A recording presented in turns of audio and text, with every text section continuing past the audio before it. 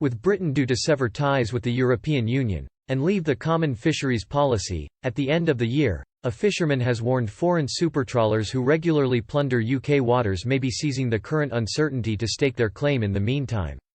Jeremy Percy, director of the new Under-10s Fishing Association, NUTFA, was speaking after a study by Greenpeace revealed the massive vessels, none of which is UK-owned, have already doubled the amount of time they have spent fishing in specially designated marine protection areas (MPAs) in 2020 compared with last year.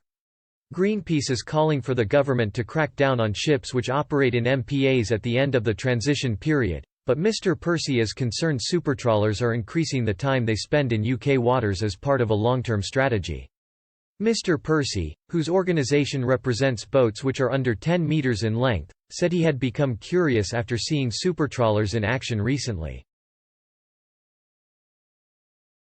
He added, "When we observed the vessels fishing off the Sussex coast, they didn't seem to be catching much. I explained this to a good friend of mine who is an expert in this sort of fishing and he didn't think they would be making any money there, so the idea that they were continuing to build up a track record to strengthen their arguments post-Brexit seemed sensible."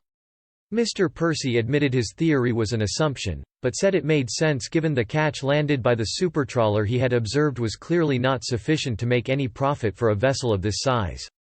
On the wider issue, Mr. Percy said it was vital for Marine Management Organisation, MMO, which licenses, regulates and plans marine activities in the seas around England to get to grips with the situation.